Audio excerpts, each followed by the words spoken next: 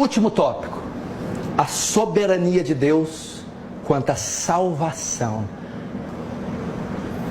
Jonas 2,9: ao Senhor pertence a salvação. Salvação é de Deus, obra exclusiva, absoluta, soberana, unilateral de Deus. É Deus quem salva e acabou. É Deus. Jonas 2,9. Agora nós vamos ver o que muitos pensam sobre a participação de Deus na salvação. O quanto Deus participa da salvação e o quanto Deus participa da condenação de alguém. O que é que os homens pensam? Presta atenção. Dizer que Deus Pai propôs a salvação de toda a raça humana, que o Filho de Deus morreu com a expressa intenção de salvar todos os homens, e que Deus e Espírito Santo está agora esforçando-se por ganhar o mundo inteiro para Cristo, quando o que pode se observar facilmente é que a grande maioria dos nossos semelhantes está morrendo no pecado, seria o mesmo que dizer que Deus Pai está frustrado, Deus Filho está insatisfeito e Deus Espírito Santo foi derrotado. Lançar a culpa da condenação dos homens no diabo, como muitos fazem, não remove a dificuldade, porque se Satanás está anulando o propósito de Deus em salvar os homens, então Satanás é onipotente e Deus já não é mais o ser supremo. Então o diabo que é onipotente, porque o diabo que determina quem é salvo e quem não é, o diabo é que manda. Deus quer salvar, mas não pode, o diabo não deixa. Deus deixa eu salvar, o diabo não. Você acha que o Deus que eu acabei de pregar aqui pede bênção para Satanás? Sustentar que o plano original do Criador tem sido anulado pelo pecado é destronar a Deus. Sugerir que Deus foi tomado de surpresa no Éden e que agora ele procura solucionar uma calamidade imprevista é degradar o caráter do Altíssimo ao nível de um mortal finito e falível. Argumentar que o homem é quem determina o seu próprio destino e portanto tem o poder de paralisar o seu Criador é despojar Deus dos seus atributos de onipotência, é chutar Deus do trono e dizer: é eu que mando. Deus salva quem Ele quer, como Ele quer, na hora que Ele quer, e Ele não salva todo mundo. Isso é soberania, soberania total. Vamos ver a soberania de Deus em Deus Pai. Soberania de Deus em Deus Pai na salvação. Tinha soberania de Deus no Deus Filho, mas eu ia ficar aqui 5 dias. Vamos ver um pouco da soberania de Deus na salvação em Deus Pai. Presta atenção. Antes da fundação do mundo, Deus fez uma escolha, uma seleção, antes de criar o universo. Ele estava lá em perfeita harmonia com a Trindade, lá na eternidade, onde não existia nada, só existia Pai, Filho e Espírito. E os três em conselho, ali, escolhem, antes que o universo fosse criado, quem Ele iria salvar.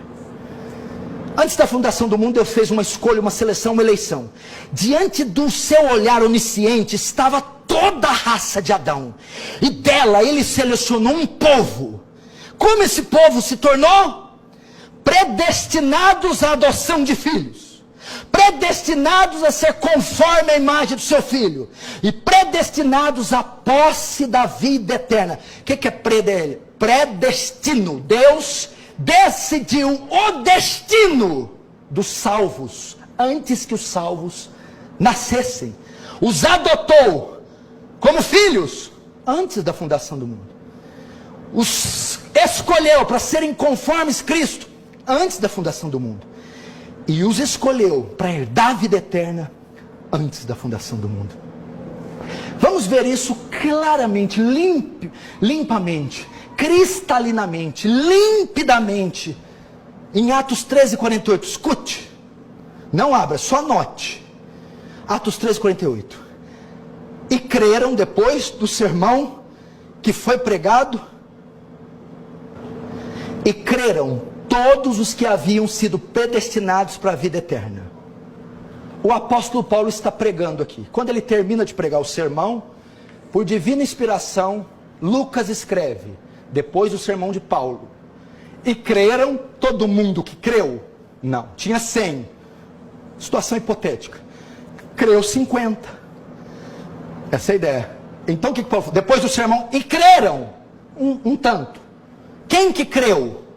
Todos que haviam sido destinados, predestinados para a vida eterna. Então quem creu, quem atendeu o sermão de Paulo, foi quem Deus escolheu antes da fundação, e naquele dia atendeu o chamado, a pregação de Paulo. Aqui nós aprendemos 3 coisas nesse texto. Primeiro, que o ato de crer é a consequência e não a causa do decreto divino, da escolha divina, da soberania. Não está dizendo aqui que foi predestinado todos que creram. Não. Está dizendo que creram os que foram predestinados. Então, o ato de crer é a consequência da eleição e não a causa da eleição. Segundo, que esse destino pronunciado por Deus não se refere a meros privilégios externos ou terrenos, mas a vida eterna. Creram todos que haviam sido destinados para a vida eterna, para a salva. Esse decreto é relativo à nossa salvação, à vida eterna. E terceiro, creram todos que foram predestinados para a vida eterna, crerão. Não há possibilidade deles não crer. Crerão. É um imperativo. E todos destinados por Deus para a vida eterna, certamente hão de crer. O que o senhor está querendo dizer com esse texto? Uai, você não sabe o que eu estou pregando? A soberania. Deus quem escolhe, decreta, separa, elege, salva. É Deus. Está na totalidade. Se Deus governa um carrapato, não vai governar o destino das nossas almas? Deste modo, presta atenção. A ideia de qualquer bondade inerente prevista nos eleitos, Deus viu bondade, viu justiça, viu fé. Não. Deste modo, qualquer bondade inerente prevista nos eleitos, ou qualquer coisa meritória feita por eles, fica rigorosamente excluída. Porque Deus escolhe um remanescente segundo a eleição da graça. É uma eleição que baseia no favor, na graça, é meritória. Veja outro texto que mostra isso claramente, 1 Coríntios 1, 26 e 29. Irmãos, pensem no que vocês eram quando foram chamados. Pouco eram sábios segundo os padrões do mundo. Mas Deus, primeiro, escolheu as coisas loucas do mundo para envergonhar sábio. Segundo, e Deus escolheu as coisas fracas do mundo para envergonhar as fortes. Terceiro, e Ele escolheu as coisas significantes do mundo para desprezar as que nada são, para reduzir a nada as que são, para que ninguém se glorie. No mesmo texto, ele cita 3 vezes. Deus escolheu, elegeu, separou. Por que ele fez isso? Soberano. Quis fazer. Por 3 vezes o texto se refere à escolha feita por Deus. E essa escolha pressupõe necessariamente uma seleção. E quem escolhe é o próprio Deus. Soberanamente. Sem mérito algum. Vamos ler mais um texto que é o texto áureo, Efésios 1, 3, 5. Olha só, presta atenção. Bendito seja o Deus e Pai do nosso Senhor Jesus Cristo, o qual nos abençoou com todas as bênçãos espirituais nos lugares celestiais em Cristo.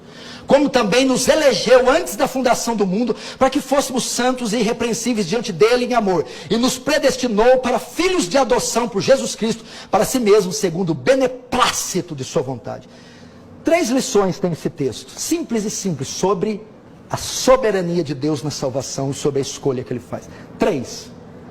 Primeiro, Deus escolheu aqueles que deviam ser salvos como seus filhos por intermédio de Jesus. A escolha que Deus fez foi baseada em Cristo, por causa de Cristo, pelo sacrifício de Cristo, a mediação de Cristo, o pagamento de Cristo. Segundo, que essa escolha não foi feita depois da queda de Adão, mas foi antes de Adão ser criado, foi antes da própria fundação do mundo que Deus nos escolheu em Cristo. Se não, vejam como também nos elegeu antes da fundação. Não havia obra, pecado original, não havia nada, não havia nem cosmos. Deus escolheu antes. E terceiro, finalmente somos informados acerca do fato que Deus não procurou o conselho de quem quer que fosse, mas antes fomos predestinados segundo o beneplácito da sua vontade. Deus salva, Deus escolhe, Deus elege conforme o beneplácito da sua vontade. O que é isso? Conforme o bom prazer da sua vontade, conforme Ele quer, conforme Ele ordena, conforme Ele deseja, conforme Ele decide, sem pedir conselho para ninguém. É assim que Deus salva. Você está vendo onde nós erramos? É querer chutar Deus deixa Deus no trono. 2 Timóteo 1,9. Que nos salvou e nos chamou com santa vocação. Agora olha só o que se baseia a eleição. Não segundo nossas obras, mas conforme a sua própria determinação, decreto, vontade, ordem e graça, que nos foi dada em Cristo Jesus, antes dos tempos eternos. Você tem coragem de falar que não é assim? Você tem coragem de falar que Deus frustrou? Que o homem manda mais que Deus? Irmão, isso é bobagem.